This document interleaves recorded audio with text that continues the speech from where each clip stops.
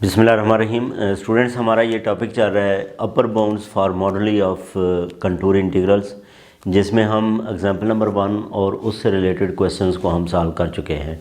ये भी basically upper bound से रिलेटेड है। इसमें एक एक्स्ट्रा चीज़ ये आ गई है कि साथ ही इसकी लिमिट भी जो है उसने पूछ ली है। तो डेफिनेटली पिछला काम तो वही होगा, सिर्फ हमने इसकी आगे जाके जो है वो क्या फाइंड करनी है, लिमिट भी फाइंड करनी है।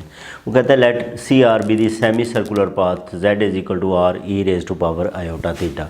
ये हमें जो है वो कंटूर दिया गया है और theta varies from 0 to R. ठीक है, तो इसमें यहाँ पे हमारे पास theta varies from 0 to R नहीं है बल्कि 0 टू पाई है। ये लिखने में जो है वो स्टूडेंट्स गलती हुई। And z raise to power 1/2 denotes the branch को हम बड़ा तफसीलन जो है वो इससे पहले डिस्कस करके आ चुके हैं। ब्रांच बेसिकली जो होती है वो हमारे पास डिफाइंड कंटूर आ जाता है, यानी कि उसके अंदर रेपिटेशन नहीं आती। अब the square root function as shown in the figure, ये इसकी फ़िगर भी उसने जो है वो शो की है। और ये हमारे पास सेमी सर्कुलर जो है वो पाथ है। इसमें आप ये देखें तो इसका रेडियस आर बनता है, यानी कि z mod is equal to R, और आर को हम ग्रेटर दैन 1 कंसिडर कर लेते हैं। इधर से भी आप ये देखें, ये कंटूर है, इसका आप मॉड लें तो e raise to power iota theta का मॉड जो है वो किसके इक्वल होता है, 1 के, तो वो ख़त्म हो जाएगा। अच्छा, without actually finding the value of the integral show that, हमें ये शो करना है कि this integral is equal to 0। तो डेफिनेटली हम इसका पहले फाइंड क्या करेंगे, अपर बाउंड, फिर हम उसकी लिमिट लेंगे और वो आंसर जो है वो किसके इक्वल आ जाएगा, 0 के इक्वल आ जाएगा। ये हमारा काम है। तो हम जो है वो पहले तो हमने ये बात लेट की कि जेड मॉड जो है वो किसके इक्वल है, that is equal to R, और वो ग्रेटर दैन 1 है। ठीक है, अब यहाँ पे ये देखें, ये हमारा एफ ऑफ जेड बनता है, यानी कि एफ ऑफ जेड मॉडुलस जो है वो क्या होता है, less than equal to R होता है। ठीक है, यानी कि कोई भी स्पेसिफिक वैल्यू होगी, यहाँ पे हम जो है वो इसके लिए जो है वो एम हमने रखा था, इसको मैं 1 कह लेता हूँ। ये एफ ऑफ जेड मॉडुलस जो है वो एफ ऑफ जेड किसके इक्वल है, ये हमारा एफ ऑफ जेड है, z raise to power 1/2 over z square plus 1। ठीक है, जब हम इसके मॉडुलस की बात करेंगे तो ये हमारा इसका मॉडुलस आ जाएगा, जो कि z raise to power 1/2 modulus over z square plus 1 इसका मॉडुलस आ जाएगा। बेसिकली हमने जेड रेज टू पावर 1/2 की बात करनी है, तो जेड रेज टू पावर 1/2 क्या है, square root r e raise to power iota theta है। लेकिन अभी हमने इसके लिए z के लिए जो है वो क्या है, कैपिटल R को जो है वो कंसिडर किया है। इसका मतलब जो z raise to power 1/2 mod है, ठीक है, वो किसके इक्वल आ जाएगा, वो R के इक्वल आ जाएगा। दूसरा जो इसके नीचे वाली ये वाली वैल्यू है जेड स्केयर प्लस 1 इसका मॉडुलस, इसको अगर मैं जेड स्केयर माइनस 1 लिख लूँ इसका मॉडुलस, तो ये क्या होगा, ग्रेटर दैन इक्वल होगा जेड मॉडुलस स्केयर माइनस 1 का मॉडुलस, और इसका मॉडुलस आ जाएगा। अच्छा, z मॉड जो है वो r के इक्वल है, तो ये क्या बन जाएगा, that is equal to r square minus 1।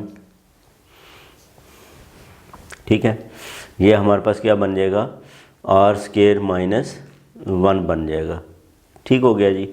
तो ये बेसिकली जो है वो जेड स्केयर प्लस 1 मॉडुलस जो है इसके मुताबिक लिखें तो ये ग्रेटर दैन इक्वल टू है आर स्केयर माइनस 1 के। अच्छा, अगर हम जो है वो इसको 1 ओवर में कन्वर्ट कर दें तो ये लेस दैन इक्वल हो जाएगा 1 over R square minus 1। R की वैल्यू देखें, हम यहाँ से मॉडुलस को ख़त्म कर सकते हैं। उसकी वजह ये है कि हमने r को ग्रेटर दैन 1 लिया है, तो ये हमेशा वैसे ही पॉजिटिव आएगा। तो इसको आप r स्केयर माइनस 1 यानी कि बग़ैर मॉडुलस के लिख सकते हैं। अब ये वैल्यूज़ जो हैं वो दोनों आप इसके अंदर जो है वो रिप्लेस करें, तो ये क्या आ जाएगा, that is less than equal to किससे, ऊपर तो r की वैल्यू r ही आएगा, नीचे हमारे पास r स्केयर माइनस 1 आ जाएगा। और ये बेसिकली क्या है, ये m है। ये सारा हमारे पास जो है वो क्या है, ये m है। अच्छा, अब हमने बात करनी है लेंथ की। तो लेंथ इसकी जो है वो देखें स्टूडेंट्स, l जो है वो किसके इक्वल है, पाई r के इक्वल है, क्योंकि सेमी सर्कुलर है तो ये इसकी लेंथ आ गई। अब आप जो है वो इसको लिखना चाहें तो अब हम इसे जो है वो क्या लिख सकते हैं, इसे हम लिख सकते हैं कि ये क्या है हमारे पास, ये जो इंटीग्रल है, इंटीग्रल सी आर और z raise to power 1/2 over z square plus 1 D z modulus that is less than equal to ml आ जाएगा। यानी कि m क्या है, m हमारे पास आया है स्टूडेंट्स, ये m आया है r over r square minus 1, r over r square minus 1, और ये पाई r आ गया। तो इस तरह ये लेस देन इक्वल टू, इधर तो इक्वल का साइन ही लगाना होगा, पाई r square over r square minus 1 बन गया। लेकिन यहाँ पे अब हम क्या फाइंड करना चाहते हैं, इसकी लिमिट भी जो है वो लिखना चाहते हैं। हम क्या लिखना चाहते हैं, इसकी लिमिट भी जो है वो लिखना चाहते हैं, और लिमिट किसको अप्रोच करनी चाहिए, वो ज़ीरो को अप्रोच करनी चाहिए, ये हम जो है वो प्रूव करना चाहते हैं।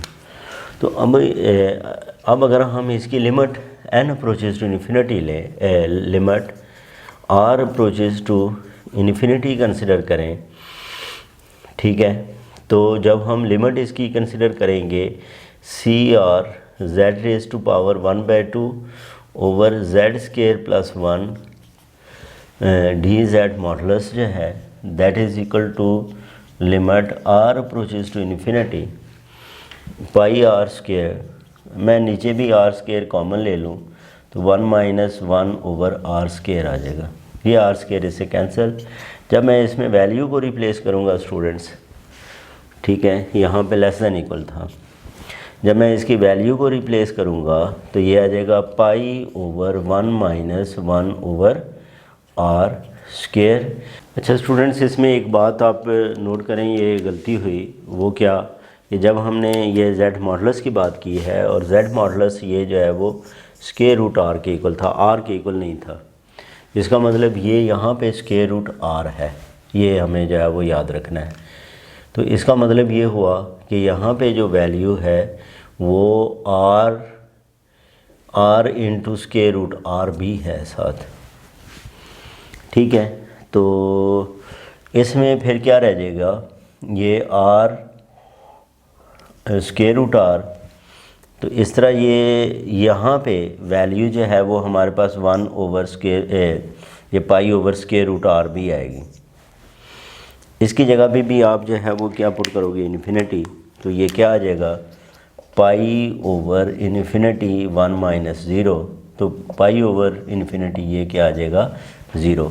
इसका मतलब ये है कि ये जो इंटीग्रल है इसकी लिमिट जो है वो किसको अप्रोच करती है, ये 0 को, और यही हमें जो है वो क्या करना था, इसके अंदर प्रूव करना था। तो अब इसमें काम पिछला वही है, अपर बाउंड्स ही हमने फाइंड करने हैं, जस्ट आगे जो है वो हम क्या किया करेंगे, लिमिट भी फाइंड किया करेंगे।